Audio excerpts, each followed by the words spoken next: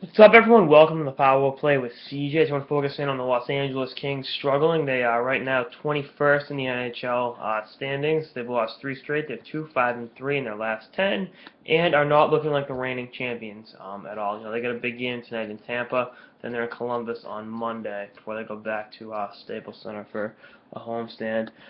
It's not good for the Kings. I know advanced statistics say that they have a good shot of making the playoffs, but bottom line is, get to jump over some pretty good Western Conference teams, and with teams like Minnesota, Dallas, and the Avalanche on the rise, it's going to be tough. Right now they're the third worst record in the West, behind Phoenix and behind Arizona and Edmonton, obviously. So that's not a situation you want to be in, but you got to keep putting one foot in front of the other. The thing I think would be intriguing, I think Josh Cooper tweeted this, was if they miss the playoffs, end up in the draft lottery, and were to end up with the top two pick and Connor McDavid or Jack Eichel, how intriguing would that be for the league? Be kind of like in the NBA when the San Antonio Spurs had David Robinson. He got hurt, missed the season. Then they tanked. They got Tim Duncan. They went on to win. Duncan's won like 5 championships, and I think at least two of them were with Robinson. I think three were with Robinson, off the top of my head. But something like that would be pretty cool for the Kings. And if I'm Lombardi, I'm looking at it going, you know what, we can expedite this. You got some free agents like Regehr, Jared Stoll, and obviously Justin Williams. When you trade them at the deadline, and especially in Williams' case, maybe have like a handshake agreement that July 1st you come back, you start. I mean, you cut Doughty's minutes. He doesn't need to play 30 minutes a night.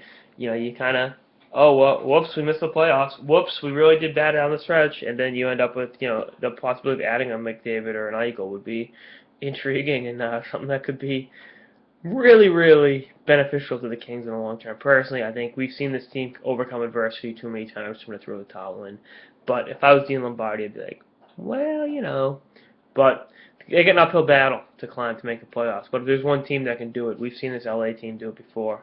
Really play well down the stretch, going to the playoffs, and they won the Stanley Cup as an 8th seed. They won the Stanley Cup last year after trailing 3-0 in a series. So they are not to be counted out at any point in time. And to do so, you do it at your own demise. But that's something cool to think about.